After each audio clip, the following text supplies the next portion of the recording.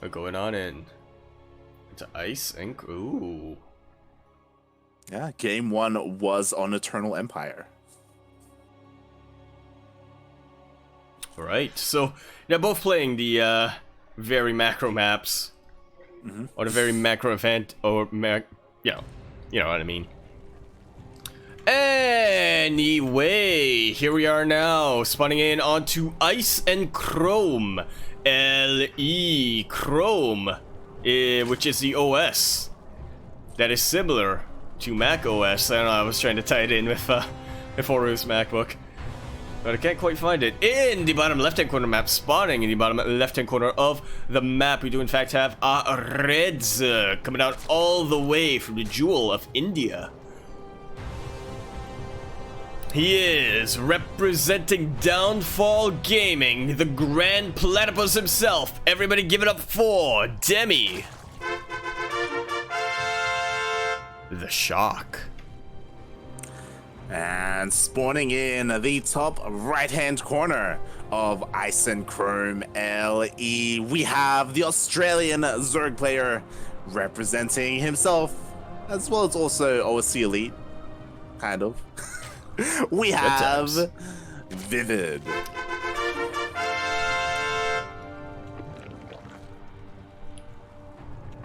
Good times.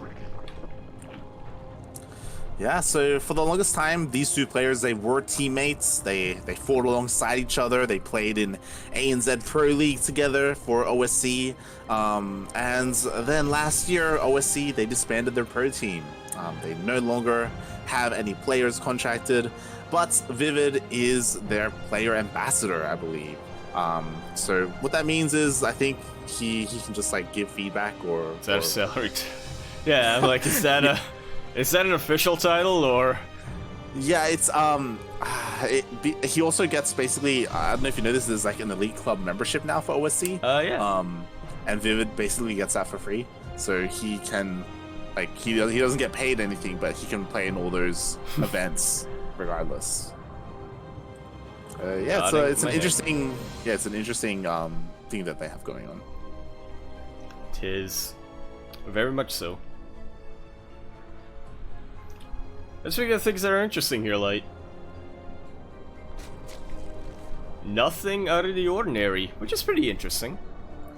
Yeah, so far both players have opened up pretty similarly, like nothing too crazy, no early pools, no early gas, just hatch gas pool. And yeah, they're both also getting their third bases at relatively like standard times. Like they're just playing this straight up, you know, they played on Eternal Empire, they're playing on Ice and Chrome, you know, they're just playing straight up. Pretty much playing really similar to each other, and that's something to that I remember a lot from their days in OSC Elite. There's a reason why we call Vivid the Piranha compared to Demi's Shark, and that is because for the longest time it wasn't just that Vivid was under Demi's shadow, but it was also a lot of the fact that Vivid, he was kind of Demi's apprentice in a way. He was trying to learn as much as he could from Demi, you know, trying to emulate a similar style that got him a lot of success, and it did bring Vivid quite a bit of success until he had to go up against the man himself. Yeah, or the shark himself, definitely. I should say. And we do already have a little bit of difference here. We did see Vivid going for a much faster lair, and he's also making a pretty big wave of lings as well, so maybe looking to try and deny the third base for Demi. Meanwhile, Demi, he went for a much earlier Evo chamber. Vivid doesn't have an Evo at all, actually, so Demi starting to work on those upgrades, and interestingly, he's getting +1 melee. Alrighty then, I'm guessing he's not worried at all about having to defend from Vivid.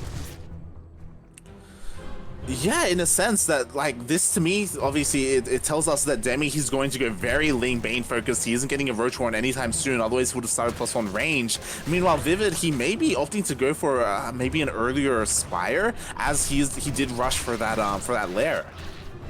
Yeah, we will have to keep our eyes on the gas count. It's not, you know, it's not out of the ordinary or not unheard of that the Zerg player rushes a Hydra Den instead to try to get into Lurkers later on, but that is but because they're anticipating a Roach Ravager style from their opponent, right? But yeah, and there we have it. We'll have to see. Yeah, the spire is thrown down. And yeah, like this is kind of what you want to go for as a Zerg player. Like going straight into Hydras can be an easy way to just die. Like it's a very especially if your opponent doesn't go for a Roach Ravager, and they do stick with the style of Ling Bane that Demi's trying to go for.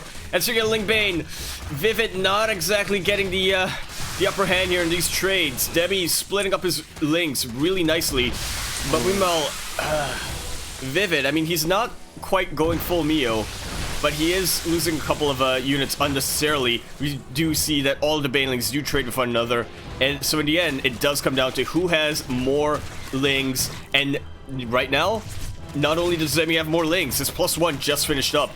This is not a third base that is going to live for much longer. The third base should fall, especially with all these reinforcing Lings, but the Banelings are about to finish up for Vivid as well, so or not. Demi has to be a little bit careful. There's one right now, and it does manage to connect onto a good chunk of these Zerglings, but Demi still has more than enough to keep pushing on through. He already gets another queen, and look at this march of the Lings. Is it me? Oh.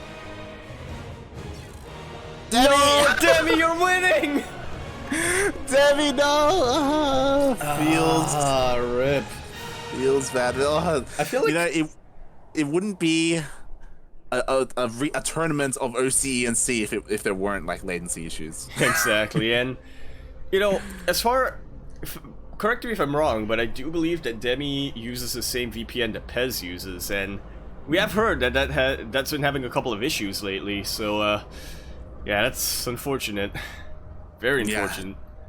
Definitely. And once again, just like in the we get back in here, and there are just so many Banelings here for Demi. The Banelings for Vivid are only just starting to morph in, so they won't be ready for this. But Demi, he's just keeping his Banelings back. Okay, here we go. He's going to the middle line. Yeah, going straight into the middle line. I'm looking at these connection site, and there we have it. 12 drones do go down. And Demi still has Banelings to spare, still has Lings to spare. He is not letting this up. Both players making nothing but Lings. Demi with 26 right in the production bar. And now the mutas are out, but I feel like it's way too little, way too late.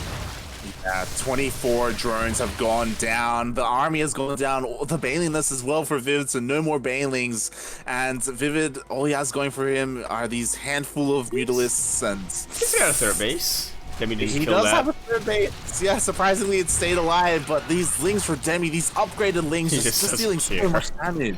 He just does not care, and after a 30-minute game,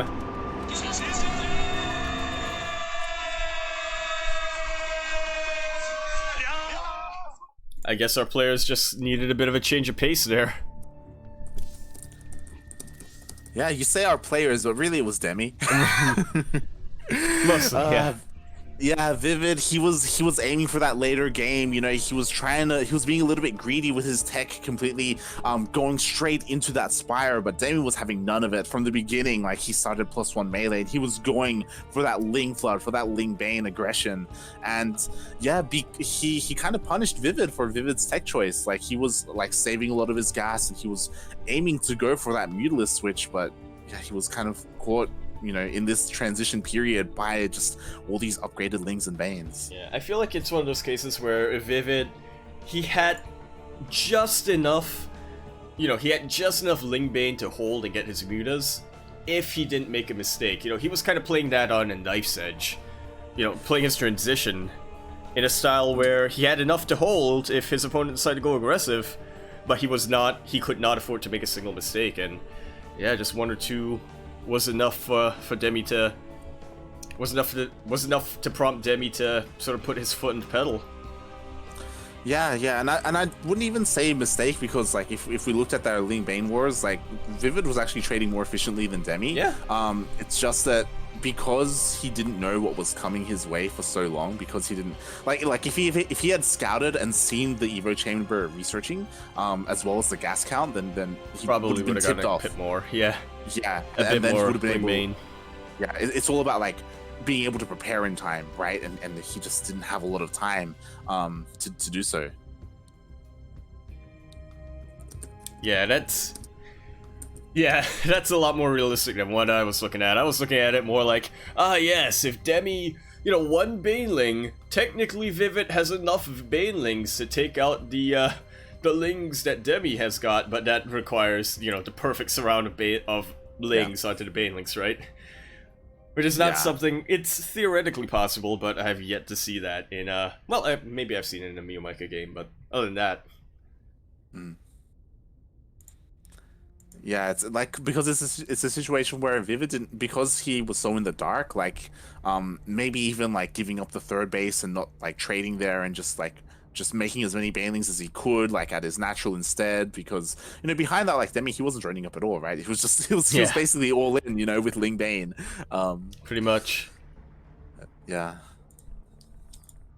So yeah, that's one of those situations where you do have to know what you want to go for. Anyway, we do have an update here. Justice Simon versus Runamok did go all 3 games, and in the end, Justice Simon takes out Runamok 2-1. Right now playing against Azure in their first, or at least I assume their first map.